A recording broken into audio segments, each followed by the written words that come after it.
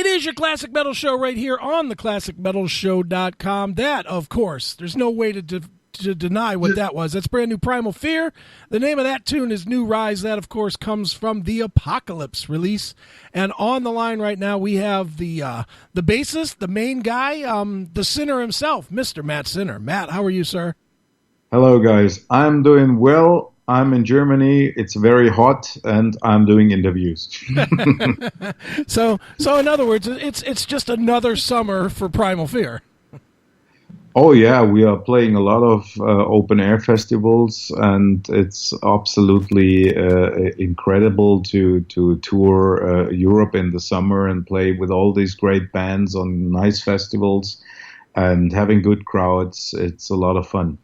No doubt, man. Well, Matt, I gotta say, 20 however many years down with Primal Fear, and you guys just keep delivering the goods. There's never a letdown. There's never, there are some albums that are better than others, which that's normal. But overall, if someone is a fan of Primal Fear, they can just write their check for $15 every year and a half and be sure that they're going to get something good. This is my job, and I take my job very serious. And I'm very thankful that I can make my passion and my lifestyle to my job, and can work on new music and produce new music. It's very important for me, and I really appreciate it, and I love it, and that's why we can come up with some good stuff. No doubt. Now, Matt, you obviously, like I said before, you've been in Primal Fear now for 21 years, I believe, and at this point in your career, what is it that keeps not only yourself but you and the band so motivated to not only just put out records, because I get everybody has to make their living, but you guys really do go out of your way to not even have a clunker or two on any of the releases? I think during the last 6 years, we could raise the bar and the standard of our live shows to a very, very good level. We take every show, it doesn't matter where it is, very serious. We go on stage and deliver the best show we can at the moment. And this attitude helped a lot to raise the status of Primal Fear and gave us a lot of power and a good view into the future. I think we will, next month, we will sign a new contract for another 3 albums. And so there is a future for the band. There are fans in every continent of the world. We can tour everywhere, and we can deliver our music to the people who love our music. And I think this is the most important thing that keeps us motivated and going. Sure. Do you think that your band has, or specifically yourself and Ralph, do you think you almost kind of got lucky with the fact that you and him get along so well and, creatively, to where you're not, you know how bands go. A lot of bands, they get to the 10-year mark and this guy wants to do something away from the band, and the next thing you know, there's egos and, money gets in the way. It seems like you guys have avoided all of that. Oh yeah, there are good, there are bad days, but overall we're playing together since 20 years in the same band, and it's like an old couple. Sometimes we hate us, sometimes we love us, but overall it's always coming to a point where we know how much we love the band Primal Fear and how much we had going through the past to come to this point of our career, and we really appreciate it. This is, for us, it's such an important thing that we always know that we can respect each other so much that we can go on for another 20 years. Right. Now, Matt, let's talk a little bit about Apocalypse. As I said before, it's a great record. It's what you would want and expect from Primal Fear. So talk a little bit about the writing and recording for this record, because I have to imagine that at this point it's difficult to keep finding, variations to change things up enough. Not necessarily for the fans as much as to keep yourselves excited about the projects. Absolutely. And I think we did it. I'm excited. and it is just that we had a a formula that, first of all, Magnus and me, we sit together and create some stuff. Well, then Ralph comes into the picture, adds his ideas. Then Tom and Alex come to the picture and they add their ideas. And overall, we had about some 25 ideas for this album. Reduced it to 20, talked, played, and reduced it to 14 in the end. Made a pre-production, put a lot of work and money into the pre-production.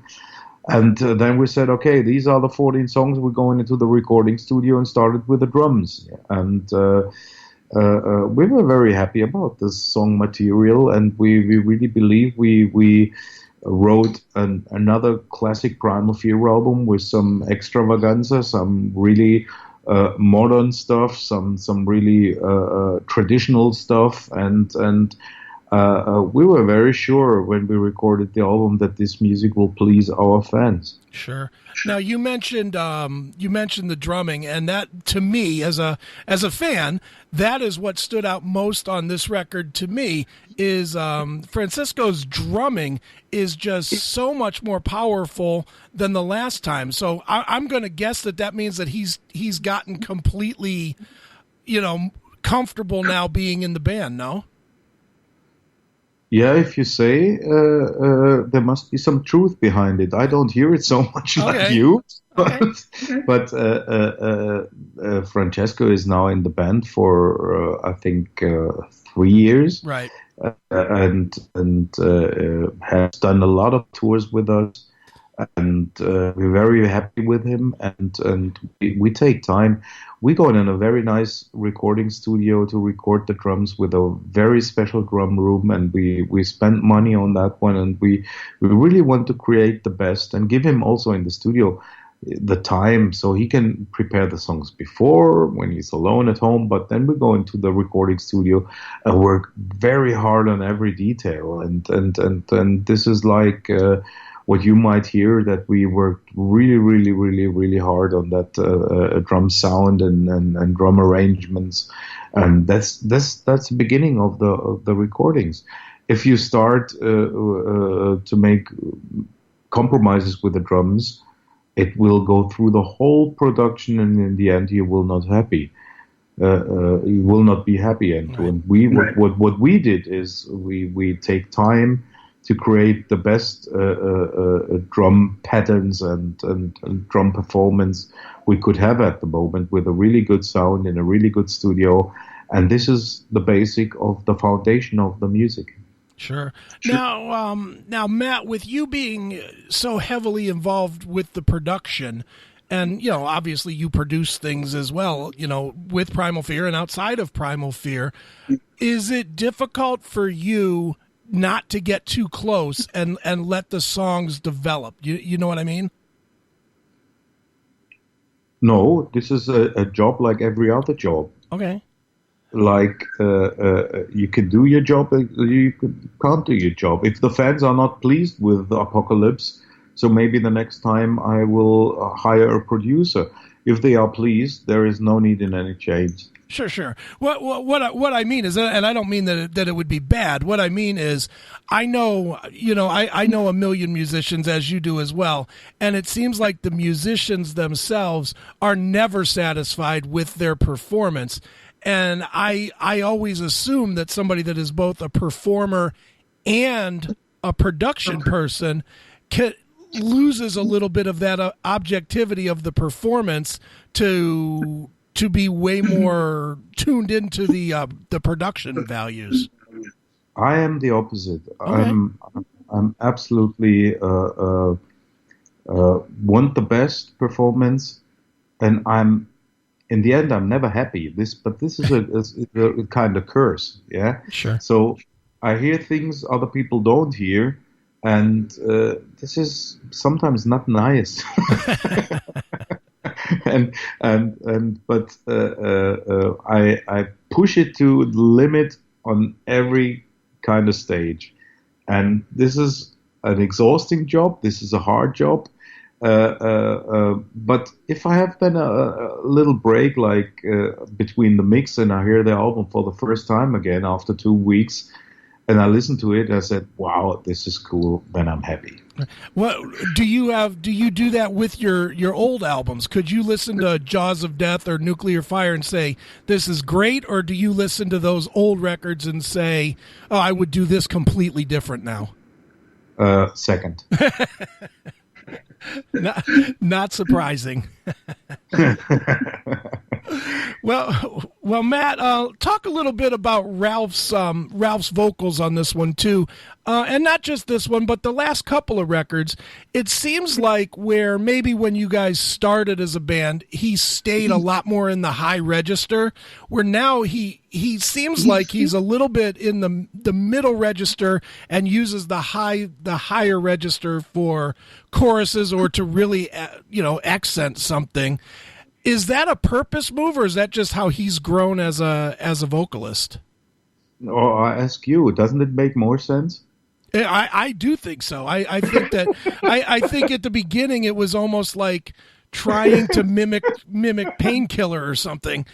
And well, in my view, he can do both. But we decided some time ago that we concentrate more on the singing, on the natural singing, than in permanently screams and permanently high-pitched vocals. So, for me, I think it makes much more sense. I like it much more than he sings naturally and does the specials really on points where it's needed.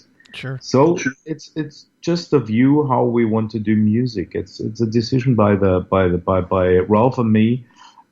And I think he's good. He's singing very clever. He's singing very professional, and the vocals are, I think, on this album is really, really good. I'm very happy with his performance. Sure. Do you guys generally, when you do work on vocals, in the studio, does it usually come together pretty quickly, or do you and him have to work a lot on phrasing and that type of stuff? No. It depends on the song. Some songs are worked out, and he just has to do his stuff and take time. And I think the most important thing is if you have a vocalist with Ralph with such a range, you shouldn't have any time pressure in recording the vocals. If he feels good, he should record, and he can record maybe 2 or 3 songs. But if he feels bad, he shouldn't record. So he has the freedom in Primal Fear that we have all our own studios, and he can record in his studio. And whenever he feels good, we're doing a song, and he can sing a song, and we discuss it and change a little bits here and there. But overall, it's very peaceful work. Excellent. Well, it's definitely working. As a fan, I can tell you it's always exciting to get a Primal Fear record. So keep doing whatever it is that you're doing. Thank you very much. Well, Matt, talk a little bit about the tour plans. I'm going to assume that you guys are going to be on the road promoting this record now. We will play a lot of open air festivals in Europe during the summer. Then we will start a European tour. We start in Europe on September 28 with around 13 countries and 5 weeks on the road. And after that, we will go to Japan and tour Japan. After Japan, we go to Australia, play Australia. And if we all survive this, we will come home and play in December some more shows in Germany. Some Christmas festivals, which are very nice here. And for 2019, we will negotiate to have another tour in the US and Canada and some more shows in South America. So we keep ourselves busy. No doubt, man. Well, the name of the new album, for people that didn't hear it, is Apocalypse. It is, of course, Primal Fear. And Matt, as a tradition on the show, we always let the artist pick a closing track from the record to wrap the interview up with, and tell us a quick story about it. So what would you like to wrap with? Oh, I would like to hear Hounds of Justice, because Hounds of Justice is combining the old Primal Fear with a new Primal Fear, and I like a lot the riff, and we played that song, especially that song, on the last summer open air festivals in Europe, and it worked out really, really good on stage. Let's check it out right now. It is Primal Fear with the Hounds of Justice right here on your Classic Metal Show.